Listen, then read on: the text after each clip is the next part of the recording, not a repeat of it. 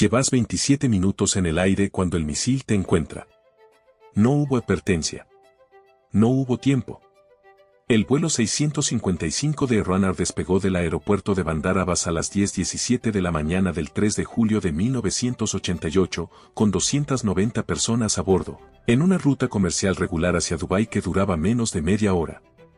Un vuelo tan corto que muchos pasajeros probablemente ni terminaron de acomodarse antes de que todo terminara. El crucero Vincennes de la Marina de los Estados Unidos lanzó 2 misiles superficie-aire desde el estrecho de Hormuz a las 10:24. Ambos impactaron. El avión se desintegró en el aire y cayó al Golfo Pérsico. No sobrevivió nadie. Para entender cómo ocurrió esto, necesitas entender dónde estaba parado el mundo en ese momento. No en términos abstractos. En términos concretos, geográficos, militares, emocionales. Era julio de 1988. La guerra entre Irán e Irak llevaba 8 años. 8 años de trincheras, de ataques con armas químicas, de ciudades bombardeadas, de cientos de miles de muertos. El estrecho de Hormuz, la angosta vía marítima por donde pasa aproximadamente el 20% del petróleo mundial, se había convertido en una zona de guerra naval no declarada. Irán atacaba buques cisterna. Irak atacaba buques cisterna.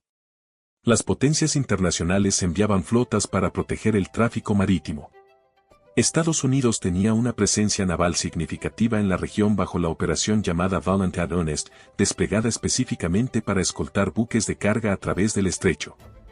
El USS Penzance era uno de los cruceros más avanzados de esa flota, equipado con el sistema de combate Aegis, la tecnología de seguimiento y ataque más sofisticada que existía en ese momento en cualquier armada del mundo. El capitán del Vincennes era William Rogers III, conocido dentro de la Marina por un estilo de comando agresivo. Sus propios colegas le habían puesto un apodo que circulaba en los corrillos navales, lo llamaban el cowboy del Golfo. Ese detalle importa. La mañana del 3 de julio comenzó con tensión antes de que el 655 despegara. El Vincennes estaba persiguiendo una flotilla de pequeñas lanchas cañoneras iraníes que habían atacado a un helicóptero estadounidense en la zona. En medio de esa persecución activa, con el barco maniobrando a alta velocidad y sus sistemas de armas en alerta máxima, los operadores del Vincennes detectaron en sus pantallas un blanco aéreo despegando desde Bandar Abbas. El aeropuerto de Bandar Abbas era, simultáneamente, un aeropuerto civil internacional y una base de la Fuerza Aérea iraní. Esa dualidad era conocida. Estaba documentada. Era un factor que los procedimientos militares debían tener en cuenta. El blanco en pantalla era el vuelo 655. Anarbas A300, uno de los aviones de pasajeros más grandes y reconocibles de la aviación comercial. Volaba en el corredor aéreo internacional asignado. Emitía el código de transpondedor correcto para un vuelo civil comercial, el modo 3 en la nomenclatura militar, que corresponde a la identificación de aviación civil. Subía en altitud, como hace cualquier avión que acaba de despegar. Volaba directamente hacia Dubái, siguiendo la ruta registrada en los planes de vuelo internacionales disponibles para cualquier operador naval. Nada de esto llegó correctamente al proceso de decisión del Vincennes. Lo que ocurrió dentro del Centro de Información de Combate del Vincennes en esos minutos es el núcleo del desastre. El Centro de Información de Combate es la sala desde donde se opera el sistema Aegis. Hay decenas de pantallas. Hay operadores especializados en cada tipo de información. Hay un oficial de evaluación táctica cuya función específica es integrar todos esos datos y presentar una imagen coherente al comandante para que pueda tomar decisiones. Bajo condiciones normales, ese sistema funciona. Bajo las condiciones de ese 3 de julio, no funcionó. El operador de la consola de identificación aérea reportó que el blanco estaba descendiendo en altitud y acelerando, 2 características asociadas con un perfil de ataque. El problema es que esos datos eran incorrectos. El avión estaba ascendiendo, como verificaron los investigadores posteriormente con los registros de radar independientes. Pero el operador, bajo presión extrema, en un barco que estaba en medio de un enfrentamiento naval activo, en un contexto donde toda la formación y toda la cultura del combate señalaban amenaza, reportó lo que su cerebro esperaba ver más que lo que sus instrumentos realmente mostraban. Otro operador reportó que el blanco emitía señales del modo 2, el código de transpondedor militar iraní, además del modo 3 civil. Las investigaciones posteriores no encontraron evidencia de esas emisiones en modo 2.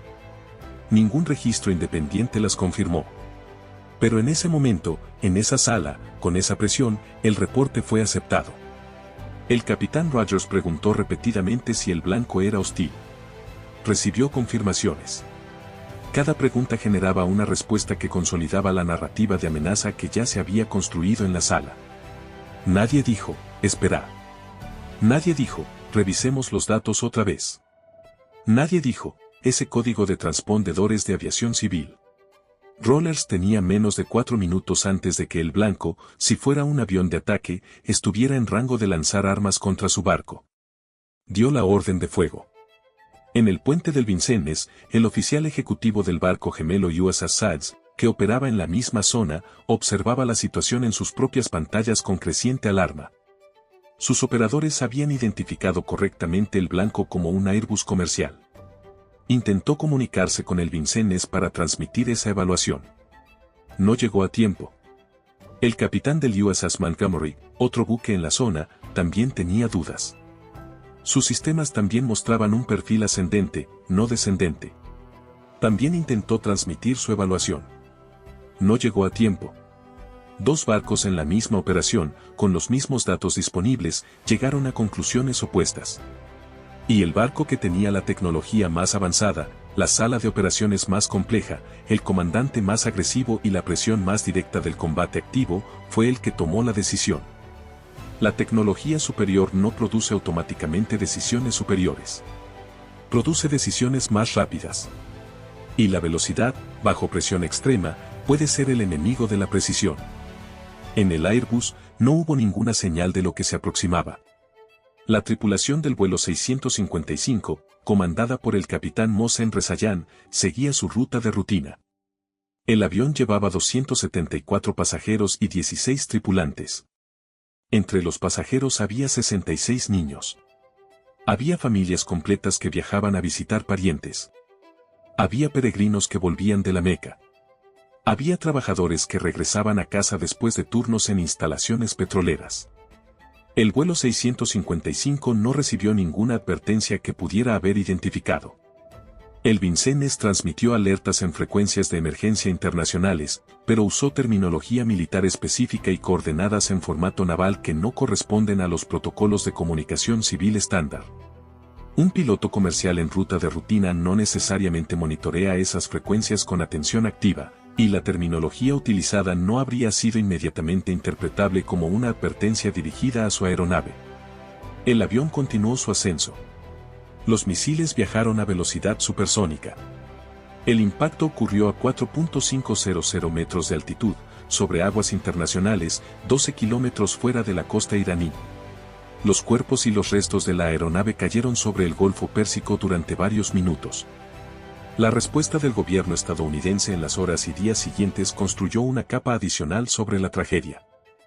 El vicepresidente George Bush, que meses después sería elegido presidente, declaró ante el Consejo de Seguridad de las Naciones Unidas que el Vincennes había actuado en defensa propia ante un avión que exhibía características hostiles. Afirmó que el avión volaba fuera del corredor aéreo, que descendía en altitud, que no respondía a advertencias. Todas esas afirmaciones eran falsas o no verificadas, y las investigaciones posteriores lo establecieron con claridad. El capitán Rogers y el oficial de inteligencia del Vincennes recibieron la medalla al mérito por su desempeño durante el periodo del despliegue, que incluía el día del derribo. La medalla no fue específicamente por ese incidente, pero tampoco fue retirada ni reconsiderada a la luz de lo que se descubrió después. Estados Unidos nunca pidió disculpas formales a Irán por el derribo. En 1996, bajo el mandato de la Corte Internacional de Justicia, el gobierno estadounidense llegó a un acuerdo con Irán que incluyó el pago de 61,8 millones de dólares en compensación a las familias de las víctimas, aproximadamente 213.000 dólares por víctima. El acuerdo fue acompañado de una expresión de profundo pesar, no de una disculpa, y sin reconocimiento de ilegalidad. La diferencia entre pesar y responsabilidad importa. Importa para las familias. Importa para el registro histórico. Importa para entender que lecciones se extraen de una tragedia cuando hay poder de por medio.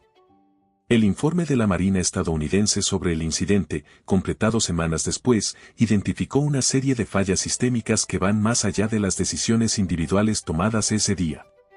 La primera era la presión del contexto operacional.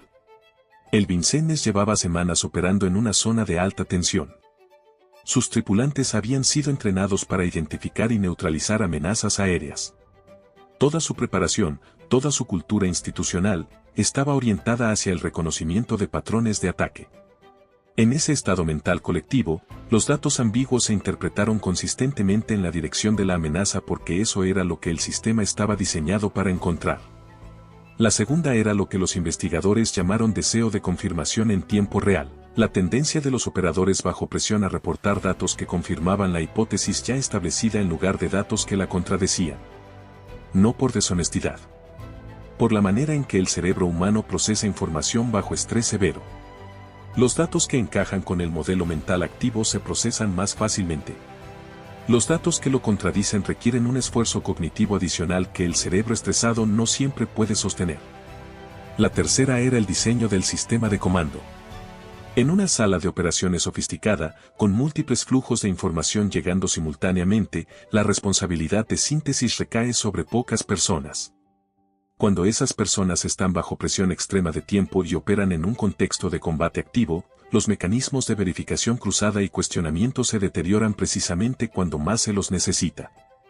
El Aegis era el sistema más avanzado del mundo. Y funcionó exactamente como fue diseñado. El problema nunca fue tecnológico. Fue humano. Como casi siempre. Hay una ironía que la historia registra sin énfasis suficiente. El vuelo 655 fue derribado el 3 de julio de 1988. 3 semanas y 2 días después, el 19 de julio, Irán aceptó el alto al fuego con Irak que había estado rechazando durante meses. La guerra de 8 años terminó poco después, en agosto. Nunca se estableció una relación causal directa entre el derribo y la decisión iraní de aceptar el alto al fuego. Pero el líder supremo de Irán, el Ayatollah Khomeini, que había declarado públicamente que lucharía hasta la victoria total, describió la aceptación del alto al fuego como tragar veneno. La secuencia temporal existe. Las interpretaciones difieren. La historia rara vez es tan limpia como para ofrecer causalidades definitivas. Lo que sí es definitivo son los 290 muertos. Son definitivos los 66 niños que no llegaron a Dubái. Es definitivo que el sistema más sofisticado de la marina más poderosa del mundo mató a 290 civiles en un vuelo comercial de rutina un domingo de julio, y que la cadena de fallas que lo hizo posible no empezó con maldad ni con incompetencia obvia sino con algo mucho más ordinario y mucho más difícil de eliminar, personas bajo presión extrema, interpretando datos ambiguos a través del filtro de lo que esperaban encontrar, en un sistema diseñado para actuar rápido en un contexto que requería actuar lento. Estás de nuevo en el principio. En el aeropuerto de Bandar Abbas. Son las 10:17 de la mañana. El avión despega. El sol sobre el Golfo Pérsico es blanco y brutal. Dentro del Airbus, alguien mira por la ventanilla y ve el agua debajo, brillante, quieta, enorme. Alguien más revisa su reloj y calcula que en 22 minutos estará en Dubái. 20 kilómetros más abajo y al sudeste, en el puente del Vincennes, una sala de operaciones empieza a construir una historia sobre ese punto en sus pantallas. Las dos realidades existen en paralelo durante exactamente 7 minutos. Luego una de ellas termina. Y la otra continúa durante décadas intentando explicar cómo fue posible, sabiendo que la explicación, por más rigurosa y completa que sea, no devuelve nada de lo que se perdió sobre el agua aquella mañana de julio. Algunos errores no tienen corrección. Solo tienen consecuencias. Y las consecuencias las pagan siempre los que menos tuvieron que ver con el error.